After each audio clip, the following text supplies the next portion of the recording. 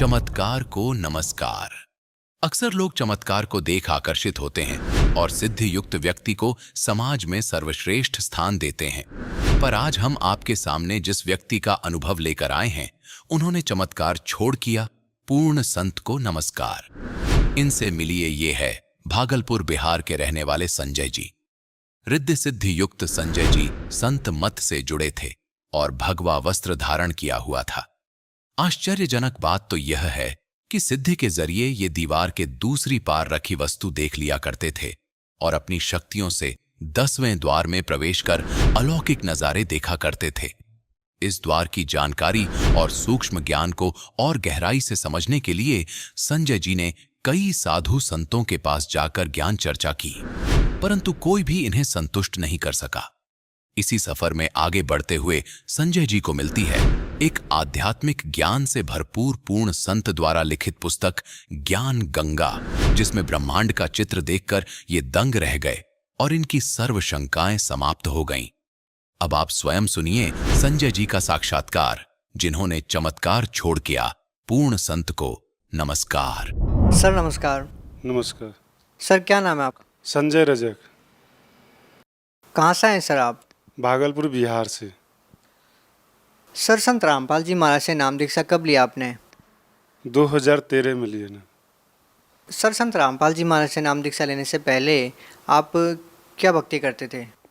हम पहले संत मत से जुड़े हुए थे और संत मत से जुड़ के जो है अपने दीक्षा प्राप्त करके, और जो हमारे गुरुजी पहले जो साधना बताए थे, वो साधना हम गंगा नदी के किनारे अपना ध्यान लगाते थे और ध्यान लगा के और उस सुषमना के द्वार जो है, जो 10वां द्वार बोलते हैं, उसी द्वार में से हम अपने सुरती को लगाकर और उस 10वां द्वार में प्रवेश कर जाते थे।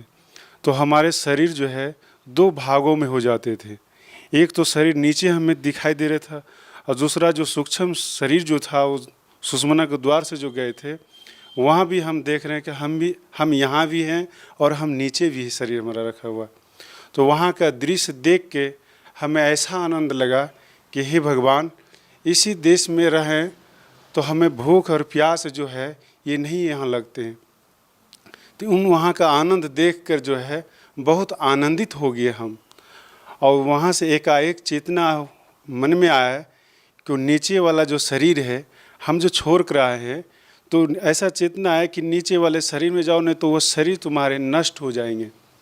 तो हम अपने शरीर को देखते नीचे कि हमारे शरीर में नीचे कितने मक्खी बैठे हुए, सब कुछ दिखाई देते। जब वहाँ से चेतना हुआ कि नीचे वाले शरीर में जाना है, तो जैसे हम अपना विचार की बस तुरंत इस शरीर के अंदर में जो है हम प्रवेश कर गए। जैसे रॉकेट के तरह हम शरीर से निकले हुए थे और फिर रॉकेट के तरह इस शरीर में पुनः वापसी आ गए। तो जब हम वहाँ शरीर में आए तो हमारे शरीर जो है पूरा जाम हो गए थे। ये शरीर कुछ काम नहीं करते, हम बेहोश के रूप में हो गए थे। फिर हम होश में जब आए तब हमें जो है पता चला कि परमात्मा संत महात्मा जो बताते हैं कि सूक्ष्म कोई और देश है, तो उन चीज़ों को हम देश को देख कर हमें महसूस हुआ कि हम सूक्ष्म देश है। तो उन चीज़ों को देख के फिर हम बहुत साधु संत से जाके ज्ञान चर्चा करने लगे। तो ज्ञान चर्चा करने लगे तो साधु संत जो है बोलते थे, उनसे हम पूछे कि ये सूक्ष्म क्या चीज़ होता है। तो उन्होंने जब हमसे बोलने लगे तो हम उनसे बोले कि आप तो बताते सही है, लेकिन बताइए कि आप कभी सूक्ष्म उस 10वां द्वार में कभी प्रवेश किए हैं कि नहीं किए। तो वो साधु संत बोलने लगे कि हम कभी नहीं गए हैं, लेकिन हम किताबें पढ़कर हम बोलते हैं। तो उन सब चीज़ों को देख के हमें ऐसा लग रहा था कि क्या ये साधु संत केवल बोलने का होता है, क्या करने की चीज़ नहीं है इनको। तो उन सब चीज़ों को देख तो हम गंगा नदी के किनारे जो रह रहे थे, पहले इन सब साधनों को जब हम देखे तो हमारे जो पहले लाल वस्त्र हम पहने हुए थे, हमारे दाढ़ी जो थे इतने बड़े बड़े थे और हम बहुत साधु संत से ज्ञान चर्चा किए। लेकिन ये जो सूक्ष्म की बात है, जो हमने सफ़र किया, ये सब बहुत बताने में जो है वो सफल रहे। तो संत रामपाल जी महाराज से जो कोई दीक्षा प्राप्त किए थे उस गांव में, तो उनसे हमारे संपर्क हुए। उनसे जब हमारे संपर्क हुए तो उन्होंने ज्ञान गंगा पुस्तक हमें पढ़ने के लिए दिए। जब ज्ञान गंगा पुस्तक जब हम पढ़े तो देखे कि उसमें ब्रह्मांड का जो नक्शा बना हुआ था, वो नक्शा देखकर हम उस किताब को अपने सीने से लगा लिए कि हे भगवान, हे मालिक, ये जो नक्शा जो देख रहे हैं इसमें, इस नक्शे में जहाँ हम यात्रा किए थे सूक्ष्म में, वो नक्शा देखकर हम बहुत खुशी हो गए। और उस नक्शे को देखकर हम मन में विचार किए कि नक्शा बनाने वाले कोई संत ही होंगे। तो फिर उनसे हम पूछे कि हम उनसे कैसे मिलेंगे, हमें क्या विधि है उनसे मिलने की। सर जो भक्ति साधना आप कर रहे थे, उस भक्ति साधना को करने के बाद आप अलौकिक नज़ारे देखते थे, उसके बाद भी आपने संत रामपाल जी महाराज को अपना गुरु क्यों बनाया? संत रामपाल जी महाराज को गुरु इसलिए बनाए कि संत रामपाल जी महाराज जी जो भी भक्ति बताते हैं, सतलोक की भक्ति बताते हैं, और जो ब्रह्मांड का जो चित्र बना हुआ है, उस चित्र को देखकर जो है हम लोग की बहुत खुशी हुई। फिर हम संत रामपाल जी महाराज की शरण में जब हम गए, तो वहाँ पर जो है पहले बोले कि आप पहले दीक्षा लेना होगा, तब फिर संत रामपाल जी महाराज जी के आपको मिलने का समय दिया जाएगा। तो जो हम वहाँ पर जब लाइन में जब पहुँचे वहाँ पे, तो गुरुजी जब सबके सिर पर हाथ रख आशीर्वाद देते थे, तो जिस समय हमारे सिर पर हाथ रखे, उसी समय हमें संत रामपाल जी महाराज जी पहचान में आ गए कि ये है कौन।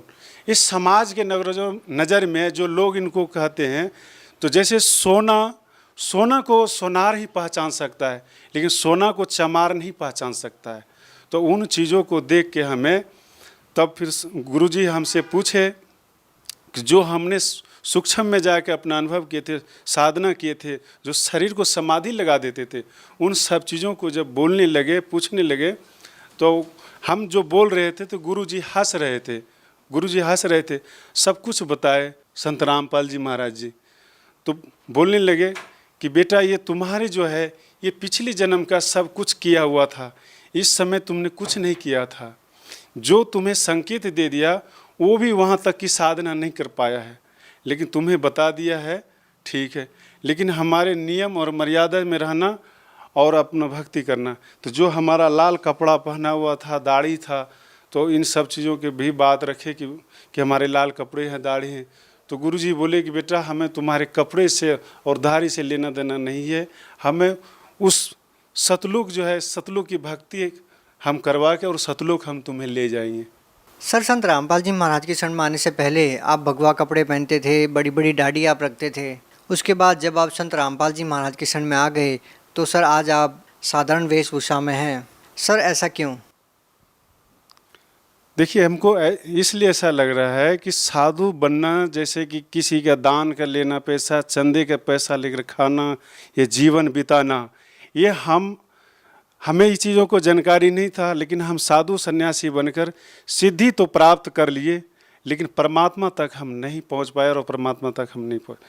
तो वो साधु सन्यासी का जीवन हम जब ज्ञान हमें मालूम हुआ, तो हम सोचे कि जब दूसरे का अनाज, दूसरे का पैसा लेगा, दूसरे का ये सब काम करे, तो जो हमारी भक्ति पुण्य है सब उन्हीं के पास चले जाएंगे, फिर हमारे पास बचेंगे कैसे?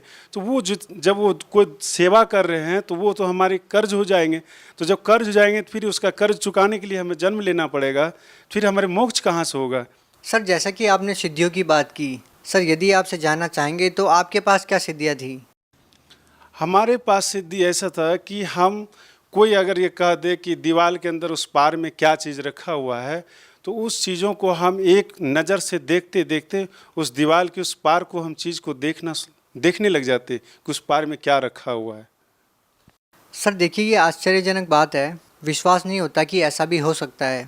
सर क्या ये वास्तव में सच है कि आप सिद्धि के द्वारा दीवार के आर पार देख के बता सकते थे कि दीवार के पीछे क्या वस्तु है?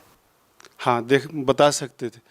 अब किसी को अगर किसी प्रकार की शंका हो, तो वो हमसे मोबाइल नंबर ले और हमसे आके मिले, हमसे बातचीत करे, हम बातचीत करने के लिए हमेशा तैयार है। सर देखिए, बड़ी आश्चर्यजनक बात यह है कि जहाँ लोग सिद्धियों को मानते हैं, उसकी पूजा करते हैं, वहीं दूसरी ओर आपके पास सिद्धि होते हुए भी आपने संत रामपाल जी महाराज से नाम दीक्षा ली। ये कितनी विचित्र बात है कि एक तरफ जिस संत से नाम दीक्षा ली, उस संत को लोग पहचानने में अभी देरी कर रहे हैं, और दूसरी तरफ आप हैं। ऐसे संतों को लोग ज़्यादा तवज्जो देते हैं, ये सोचते हैं कि सिद्धि ही परमात्मा है, लेकिन आप कह रहे हैं कि सिद्धियाँ ही परमात्मा नहीं है, परमात्मा पाना कुछ और चीज़ है। देखिए, अगर पूर्ण संत से अगर उनको ज्ञान और भक्ति मिल जाए तो कहते पूर्ण संत से मिलेंगे तो उनका पूर्ण मोक्ष हो जाएंगे। लेकिन कोई भी अगर आज सिद्धि के बल पर, जैसे सिद्धि क्या चीज़ है कि सिद्धि एक अहंकार का चीज़ बन जाता है, जैसे अभिमान की चीज़ बनता है। जैसे किसी को कोई पोस्ट मिल जाता है, वो पोस्ट का अहंकार हो जाता है। लेकिन वास्तविक चीज़ ये है कि परमात्मा के लिए अहंकार और पोस्ट और यह सिद्धि नहीं, उनके अंदर का जो प्रेम है, जो प्यास है, जो तरफ है, वो तरफ होना चाहिए। अगर वो तरफ नहीं है तो समझ लीजिए उसके पास कुछ भी नहीं है। सर, आप उन लोगों के लिए अपने आप में एक बहुत बड़ा जवाब हैं जो लोग ये कहते हैं कि संत रामपाल जी महाराज कोई चमत्कार करके दिखाए। जब चमत्कार करने वाले ही संत रामपाल जी महाराज किसी से बनने लग जाएंगे तो फिर लोगों के पास सवाल क्या रहेंगे? क्योंकि लोग कहते हैं कि चमत्कार को नमस्कार, लेकिन आप कह रहे हैं कि पूर्ण संत को नमस्कार। सर, इस बारे में आप क्या कहना चाहेंगे? देखिए, चमत्कार से क्या होता है कि चमत्कार से तो मोक्ष नहीं होता है, लेकिन ये है कि जैसे मान लिया कि हमको परमात्मा चाहिए तो परमात्मा के लिए जो है वो तरफ होना चाहिए। ये सिद्धि, ये चमत्कार, ये जो कुछ भी है, ये भक्ति मार्ग में जो है एक बाधक होता है। इस बाधक में उलझ जाता है, उलझने के बाद जो है वो जो भक्ति जो है उसका सफल नहीं हो पाता है। सर, जैसा कि लोग संतों के पास इसलिए जाते हैं कि उनको शारीरिक लाभ मिले, मानसिक लाभ मिले या आध्यात्मिक लाभ मिले, आपने संत रामपाल जी महाराज जी को गुरु क्यों बनाया? संत रामपाल जी महाराज को हम गुरु इसलिए बनाए कि हम बहुत साधु संतों के पास भटक भटक के अपना जीवन हमने बहुत खो चुका। जो कि आज हमसे बहुत सीनियर, बहुत साधु, जो कि 500 के ग्रुप में रहने वाले हम साधु थे, जो कि वो उस ग्रुप के लोगों ने कहते थे कि जो हमारे जो सिद्धि शक्ति है वो 500 के ग्रुप में नहीं थे, वो 500 ने ही हम ही को सर्वश्रेष्ठ मानते थे। लेकिन वो 500 ने ये आज भी समझ रहे हैं कि ये आखिर संत रामपाल जी के शरण में क्यों गए। ये हमसे पूछा गया तो हम उनको बताए। बात ये ऐसा है कि हम संत रामपाल जी महाराज के शरण में इसलिए गए हैं कि जो संत रामपाल जी महाराज जो भक्ति बताते हैं, जो साधना बताते हैं, जो नियम बताते हैं, वो है बहुत संतों के पास में नहीं है, बहुत संतों के पास नहीं है जो संत रामपाल जी महाराज। और संत रामपाल जी महाराज को जो आज कोई भी इनको साधारण मानते हैं, ये साधारण नहीं है, यह समझ लीजिए कि पूर्ण परमात्मा है।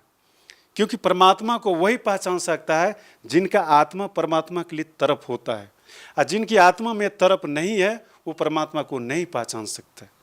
सर, कितनी विचित्र बात है ना कि आपके पास सिद्धियां होते हुए भी उन सिद्धियों का इस्तेमाल न करके आप संत रामपाल जी महाराज की शरण में गए।